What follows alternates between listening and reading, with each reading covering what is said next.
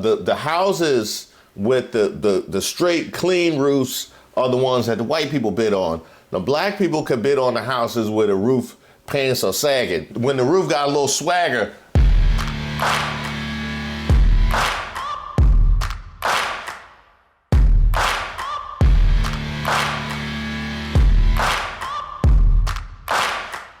Welcome to Racist of the Week. My name is Reese Waters. This is where we explore the stupidity and hypocrisy of discrimination in hopes we can build a more perfect union. And also laugh. As usual, I would like to thank today's sponsor, Racism. And as usual, if you have any nominees, you can throw them in the comments. You can email me at reese@reesewaters.com. Today's nominee, Lincoln County, Oregon.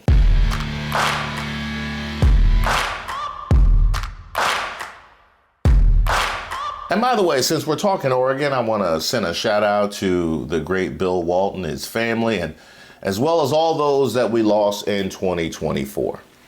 Now, you guys are probably well acquainted with those picking cotton slavery messages that emerged immediately after the election. Greetings, you have been selected to pick cotton at the nearest plantation. Our executive slaves will come get you in a brown van. Be prepared to be searched down once you've entered the plantation. So I did check into that, and this appears to be an actual thing that is going around the country. As you can see here, racist text messages referencing slavery raise alarms in multiple states and prompt investigations.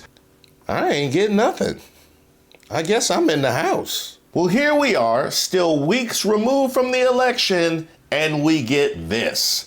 The Brown Roundup, the racist chain letter terrorizing an Oregon county. Recipients, including a mayor, were told to surveil, quote, brown folks at churches, schools, and stores.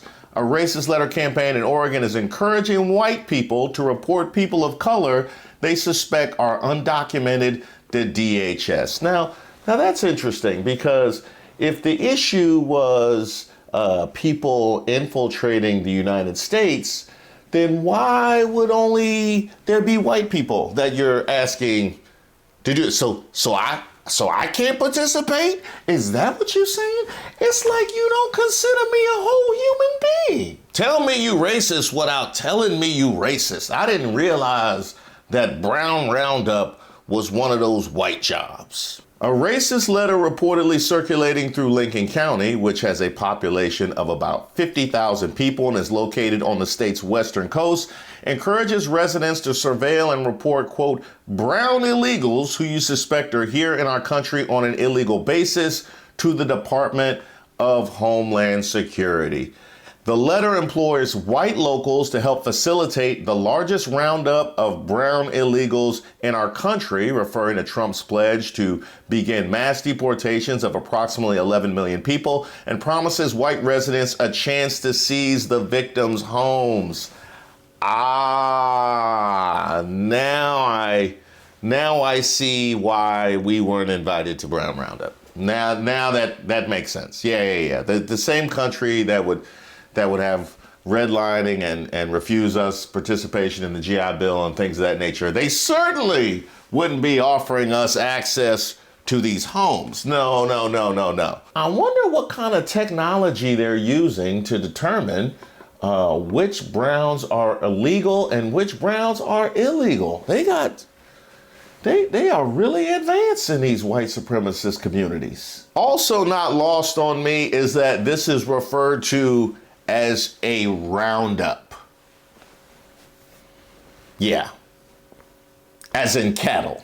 In starkly racist language, it proceeds to outline a dystopian vision for surveillance of people of color everywhere from churches to schools and grocery stores. Sit in your church's parking lot and write down the license plate number of brown folks. This is extremely important if you attend a Catholic church.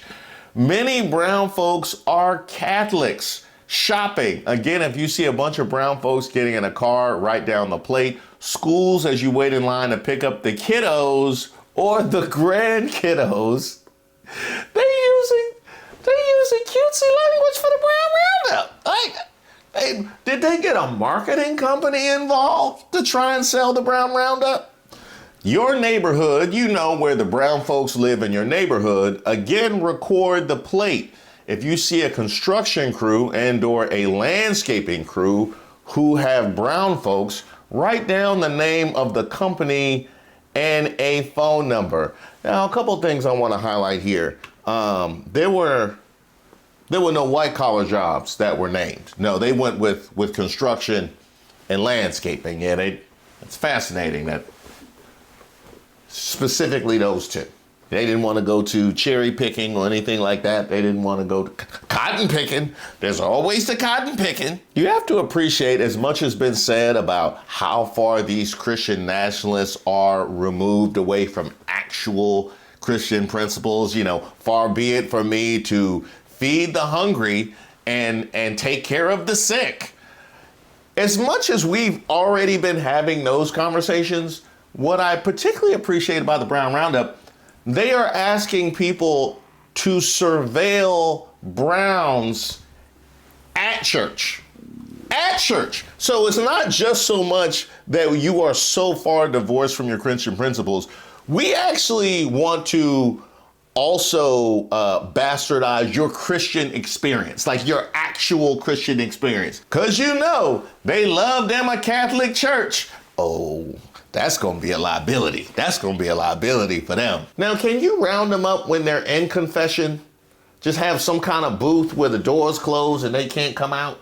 Oh, I got an idea. How about this? You know how they do those lottery winnings where they tell people that got warrants that they won something and they come in and they get locked up? How about a confession jamboree? Perhaps the most disturbing, because yes, it gets worse, are the ways that the letter directly echoes some of the Trump administration's own anti-immigration talking points. Attacks on sanctuary cities, promises of detention, and allegedly solving the housing crisis through mass deportations, which the letter compares approvingly to Japanese internment. Well, I can tell you this, those letter writers are going to be very upset about what happened over the holiday. I can tell you that.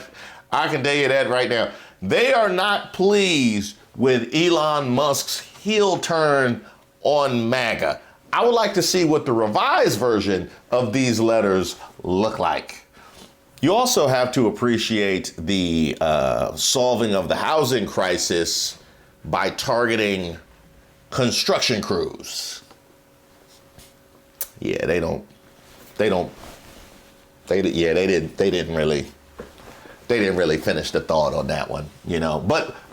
But you know, if these were the kind of people that could finish the thought, they probably wouldn't be engaging in this kind of behavior. So you get what you asked for with the white supremacists. The letter claims Oregon's status as a sanctuary state makes it especially fitting for its perverse anti-immigrant demands.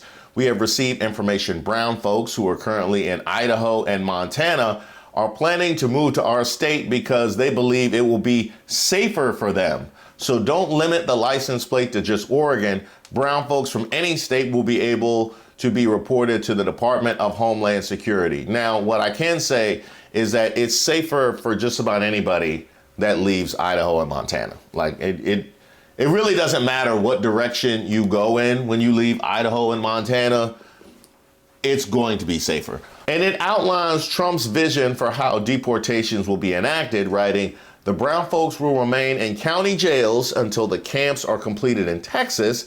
Then these folks will be transferred there," referring to the detention camps that, as Isabella Diaz has reported, Trump's acolytes plan to build. Oh yeah, they gonna try and make money off every aspect of this thing.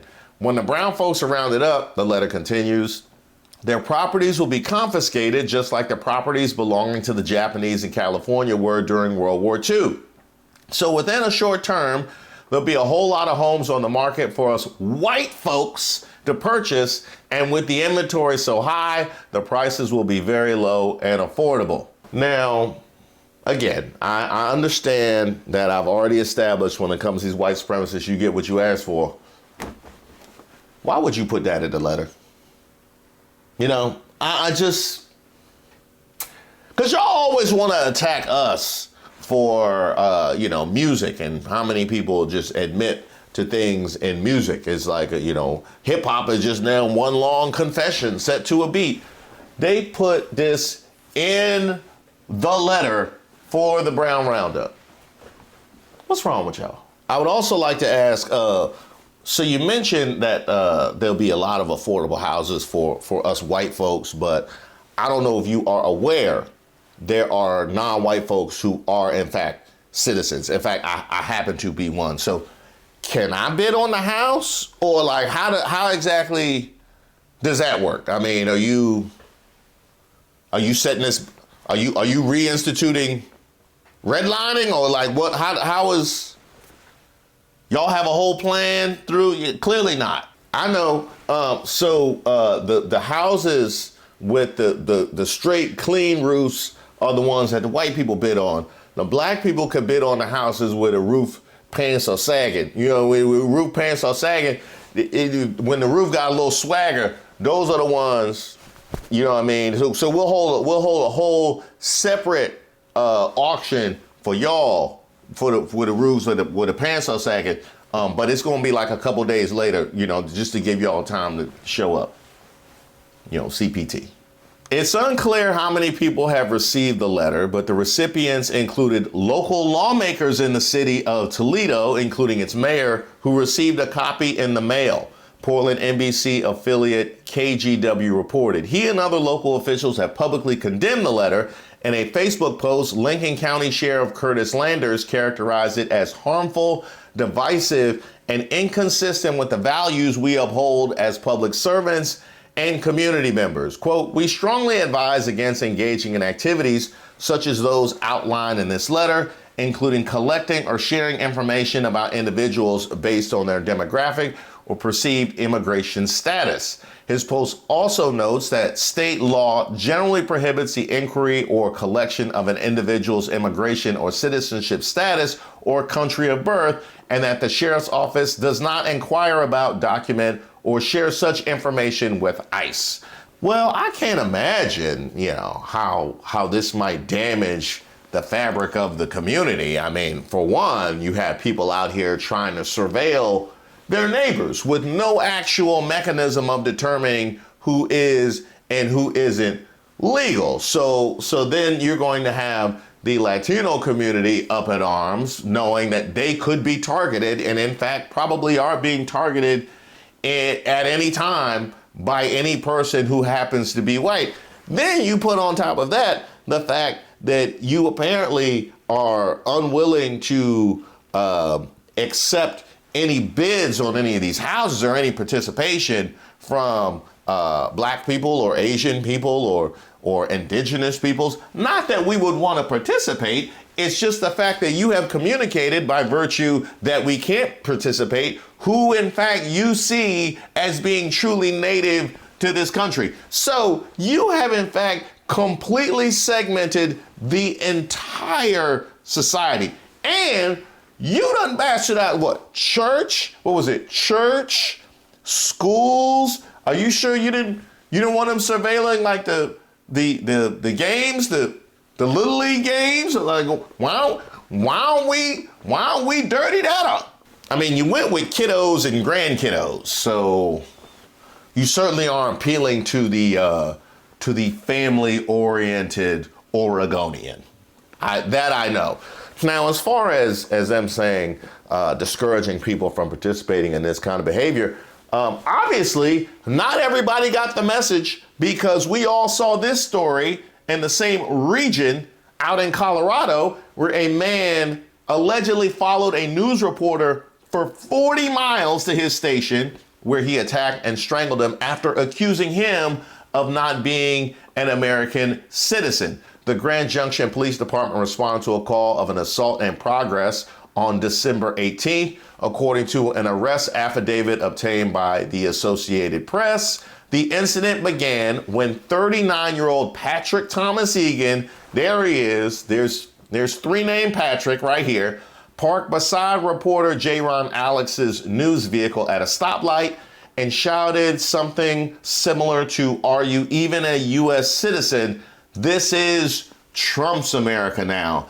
I'm a Marine and I took an oath to protect this country from people like you." Now, it's at this point that I would like to just highlight the fact that him being a military man, he's a Marine, and he took a certain oath to defend the country from people like J-Ron Alex, apparently does not apply to disrespect of the military in any way. That's the first thing I would like to assert. The next thing I would like to say is that I don't recall in that that letter that was sent out in Oregon, was there a pass for black people or brown people or Asian people, indigenous, who served in the military? Was there did they have an exception? Were they able to bid on the houses that were being confiscated if they served in the military? Were they no? Okay. Got you. Okay. But now all of a sudden you have a duty to do, because you were in the military, as you disrespect other members of the military and allow the military to be disrespected by the man who you claim you're moving in a mission to defend. Got it. Egan then followed Alex's news vehicle in his own work car, a taxi cab he drove for sunshine rides. According to police, Egan followed Alex all the way back to the KCCO KJCT station, which was around 40 miles away from where the initial exchange took place. Imagine somebody following you for 40 miles. I mean, really, like, what would you do? What would you do if somebody followed you for 40 miles? Both men arrived to the station at the same time, and Egan chased Alex as he attempted to run into a building. Egan allegedly demanded Alex's ID. Now, one of the things that they take into consideration when you go into court is, did you have time to simmer down? Did you have some, was this heat of the moment? Or did you actually have some time to calm down? And if you had time to calm down and you go through with it, then it's considered to be a much worse offense. 40 miles.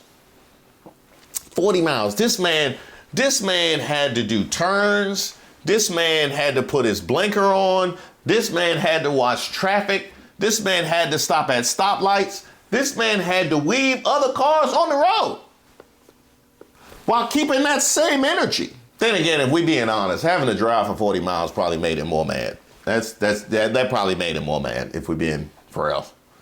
I don't think I've ever driven that far and ended up happier on the other side. Police said that upon refusal, Egan tackled Alex and strangled him until Alex's co-workers managed to restrain the attacker. That is what we are dealing with, and we are still weeks away from inauguration. Now, back to the original story. Oregon's Attorney General Ellen Rosenblum also condemned the Brown Roundup. ABC affiliate KATU of Portland reported that the FBI's Oregon office is aware of the letter and encouraged community members who feel they're being physically threatened to report concerns to local law enforcement. In a statement provided to Mother Jones on Monday, Senator Ron Wyden said racism has no place in Oregon or anywhere else, and I'm proud to add my voice to the chorus of state and local officials denouncing this cowardly and cruel letter. Oregon's other Democratic Senator Jeff Merkley does not appear to have publicly commented on the letter, and his office did not respond to a request for comment. Well, that's odd. Spokesperson for the Trump transition team did not immediately respond to requests for comment. That is not odd. That's actually quite predictable. Oregon maybe should have been nominated as an entire state, because as I saw this story, there was also this story. Let's go out to Coos Bay, Oregon, and yes, you should get a nominee as well. Recordings reveal that an Oregon pork contractor was praising this guy and openly using slurs at his white supremacy meetings that had been infiltrated by whistleblowers. Now they get, this is my favorite part. Now officials face a quandary. Really? Really? It's a quandary because the laws protecting free speech along with challenging economic circumstances make it difficult to cut ties. Now, I can appreciate your defense of free speech. I can understand that. I can understand the economic realities that you're faced and needing to have a replacement. I can understand that. Just let me ask you this question. If he was considered an extremist in a different direction, right? Let's say that he was was one of those anti-establishment types who we see in our community, and that became public and was praising somebody that had committed atrocities on the level of the man who this guy was praising. Let me ask about how much protection of free speech you would be advocating for in that scenario. Yeah, I'm just wondering how much the financial realities would come into play if this was a different kind of extremist. Yeah, exactly. By the way, a coalition of human rights groups, environmental organizations, a labor union, and other nonprofits have called on the port to reject business dealings with the owner identified as a neo-Nacho and avowed white supremacist. The controversy comes as the port of Coos Bay, the largest coastal deepwater shipping port between Seattle and San Francisco, is poised for significant transformation. It recently landed $54 million in federal funding towards a possible $2.3 billion expansion in what might someday be a large rail and shipping hub, paving the way for thousands of jobs in Southwest Oregon. But yeah, you can't risk that by finding a new contractor in such a short period of time. But if the situation were different, you would say we can't risk our new contract by having somebody like that so close to it. It's just a matter of which side of the crayon box you decide to pull your explanation out of. And Oregon is certainly no stranger to this particular segment. We have been to Oregon before. David Douglas High School football team in Portland has competed in 3 away games against rival high schools in Oregon so far this season, and each game brought a deplorable barrage of racial hate speech and behavior. So apparently these are the kinds of citizens that they are appealing to when they tell them not to go along with the Brown Roundup. These are the good Samaritans they're assuming will not surveil their neighbors at church because they're largely Catholic. This is who you're asking to protect the community. Now, let's talk about the fact that we are still weeks away from the inauguration, and yet these are the kinds of things that we are seeing. Not just you got the cotton picking text, you got the Brown Roundup, you have people actually acting on it. Yes, you have people that are avowed nachos that are operating with government contracts and them claiming, oh, well, you know what I mean? Like, what are we gonna do? That's what we got going on weeks removed from the inauguration. Yet at the same time, we just saw over the holiday just how malleable this administration will be when it comes to immigration. What's that you said, Trump? Why'd you change your mind on H-1B visas, sir? I didn't change my mind. I've always felt we have to have the most competent people in our country. We need competent people. We need smart people coming into our country. And we need a lot of people coming in. Y'all still got that kettle corn over there? No, Ohio. No, you don't get no pat on the back for eliminating Oregon. This was you. Hatred on display just hours ago in Columbus. A group of toting masked men marching through the short north, yelling racial slurs with a megaphone. The incident all caught on camera by our 10 TV viewers. I ain't forget. Nobody forgot.